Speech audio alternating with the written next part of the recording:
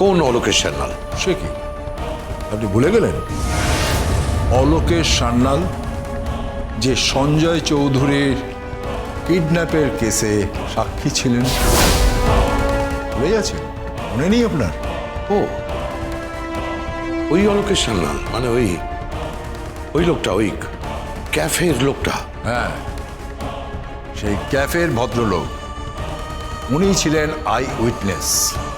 উনি যদি এবার মুখ খোলেন তাহলে আপনি কিন্তু ফেঁসে যাবেন, বিপদে পড়ে যাবেন। কারণ আপনার গাড়ির ডিকি থেকে মৃতদেহটা পাওয়া গিয়েছিল, আর সেক্ষেত্রে প্রমাণ হয়ে যাবে যে আপনিই খুনটা করেছেন।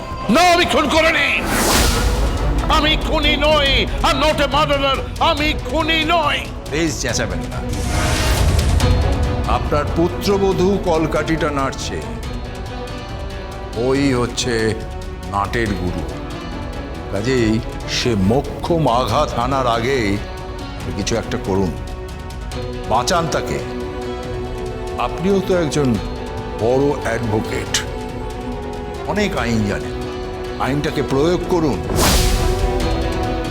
গীতা এলএলবি মানে ঈগল পাখিটা ছোঁ মিলে অলোকেশ সান্যালকে তুলে নিয়ে গেছে। আপনি গিয়ে ছিনিয়ে নিয়ে আসুন, যে করে হোক। কালকের বিয়েতে যেন কোনো রকম অঘটন না ঘটে, তাহলে তার পরের দিনই কিন্তু আপনি কাস্টাডিতে থাকবেন। হ্যালো হ্যালো হ্যালো, শুনুন প্রেরণকান্তি বাবু। Hello hello hello hello.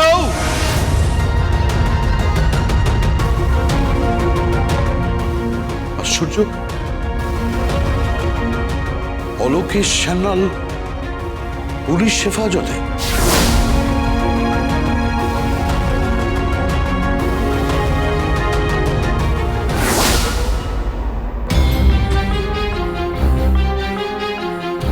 আসুন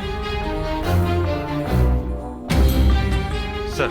হ্যাঁ, অলোকেশ সান্যালকে নিয়ে এসছি। ও ইনি সে ক্যাফের ম্যানেজার? হ্যাঁ, আমি ক্যাফের ম্যানেজার। আরে বসুন বসুন, প্লিজ বসুন।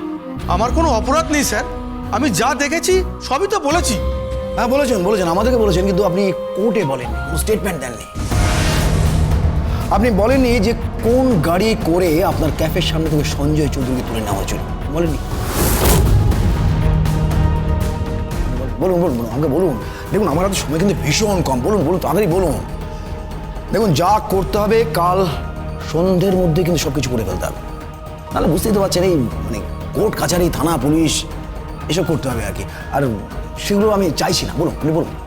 আমি তো কিছুই বুঝতে পারছি না স্যার, এতদিন পর এই কেসটা আবার।